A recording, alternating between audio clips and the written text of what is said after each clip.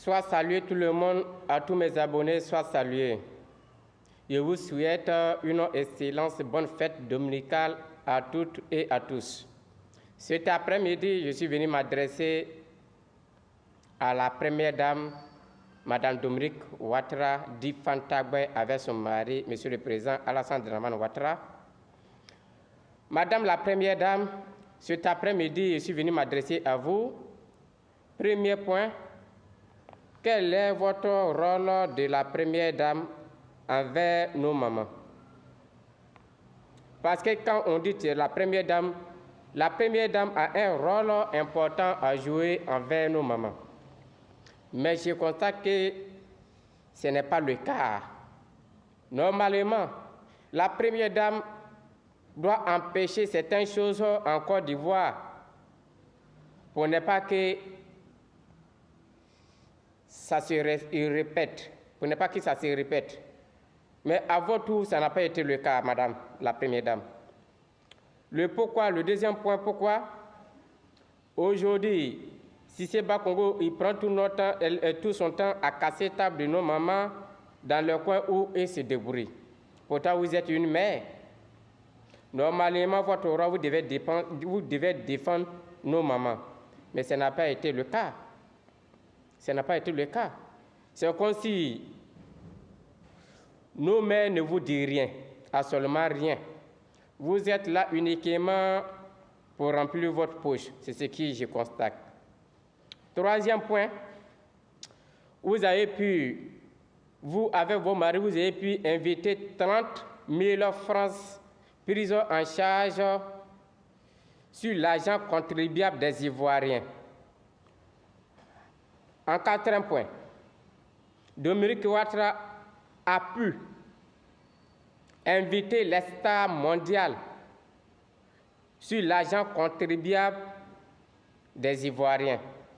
Pendant que nos mamans n'arrivent pas à manger, pendant que nos mamans n'arrivent pas à vendre les légumes, tout est suspendu en Côte d'Ivoire. Madame la Première Dame, est-ce que c'est une raison?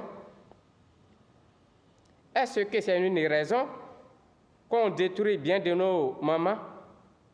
Aujourd'hui, nos mamans souffrent. Quel est votre rôle? Quel est votre discours avec nos mamans? Madame la Première Dame, ce qui me préoccupe actuellement, c'est que vous ne défendez pas nos mamans. Aujourd'hui, les fonctionnaires ont réclamé les primes. Vous avez suspendu les salaires pour un certain moment. Vous n'avez même pas cherché à savoir comment ces gens-là vont vivre. En tant que première dame, ils ont des femmes. Mais vous n'avez pas cherché à savoir. Vous n'avez pas pu convaincre votre mari. Madame la Première Dame, êtes-vous sûre que vous êtes là pour le peuple ou vous êtes là pour vos biens? C'est ma question envers vous. C'est ma question envers vous. Vous n'arrivez pas à défendre nos mamans. Aujourd'hui, Bikongo est sorti de son silence en défendant nos mamans. Vous l'avez arrêté pour l'emprisonner. Madame la Première Dame, quelle a été votre relation avec ce dernier? Pour cela, Madame la Première Dame, je vous demande de sortir votre silence et venir s'adresser à nos mamans en les prenant en charge, plus qu'aujourd'hui, ils n'ont rien. Ils n'ont plus rien, ils ne savent pas comment vivre. Tous les biens ont été détruits par vous. Il y a certaines personnes qui n'ont pas de loyer. Pendant ce temps, vous êtes venus nous dire tout est gratuit en Côte d'Ivoire, hôpital gratuit, accouchement gratuit. Mais quand ils rentrent dans les hôpitaux aujourd'hui, rien n'est gratuit. Accouchement, on achète. Même paracétamol, il n'y en a pas dans les hôpitaux. Nos infirmiers ramassent tout pour aller mettre dans les cliniques.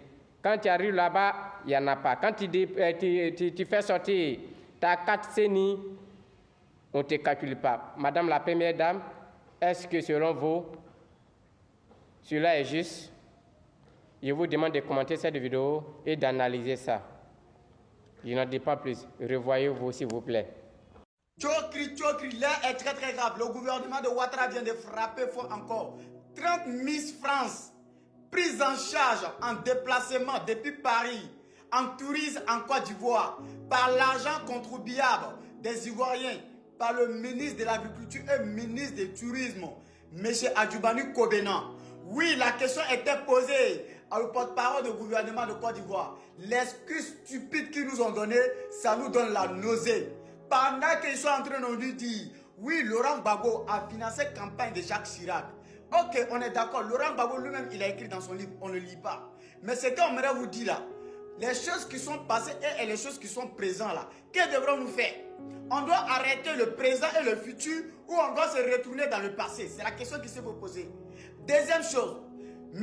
Ouattara et sa femme ont organisé un dîner extraordinaire. Trouver un nom, dîner Winston africaine machin, inviter des stars mondiales et des oligarques mondiales, ceux qui pillent le continent africain, venir nous dire qui a financé cette organisation, l'argent des contribuables, pendant que les Ivoiriens n'ont pas assez à l'eau potable, les soins médicaux et consorts, pendant qu'ils sont en train de casser maison des pauvres. Lui, sa femme se permettent d'organiser ce dîner, accueillir toutes les stars mondiales, des musiciens, des stars, de toutes sortes de stars. Ok, on doit nous dire qui a financé aussi. C'est très important quand on veut savoir pourquoi Gbagbo a donné l'argent à Jacques Chirac. Nous, on veut savoir qui a organisé l'anniversaire d'Emmanuel Macron en Côte d'Ivoire. Et vous savez, quand on organise, on fait un honneur à un autre chef d'État. Mais la France-Afrique, ça marche toujours. Voici un peuple qui déconne que le peuple de Côte d'Ivoire, en fait. Je l'ai toujours dit ici. Il y a la différence entre une population et entre un peuple. Tant que nous, étant citoyens conscients, ne mettons pas en cause de notre intérêt national supérieur, les politiciens vont s'enrichir et vont continuer de s'enrichir avec les maîtres parce qu'ils ne peuvent rien créer, ils ne peuvent rien prouver. Ils sont installés par des oligarques internationales, par les multinationales et par les puissances étrangères. Ils n'en ont rien à foutre de votre problème. Réveillez-vous parce que je ne peux pas comprendre que les gens sont en train de dire oui, pourquoi Gbagbo a financé la campagne de Jacques Chirac. Pendant ce temps, l'argent contribuable ivoirien est en train de, c'est-à-dire que partagé à gogo par les autres. Venez nous expliquer. Après la compte de coup de compte, après la sortie de coup de compte, l'argent qui a été détourné, plusieurs milliards de francs, c'est parti où? Alors, ouvrez vos yeux, quittez de l'inculte de l'individu. C'est-à-dire que mettez la Côte d'Ivoire au-delà de l'individu.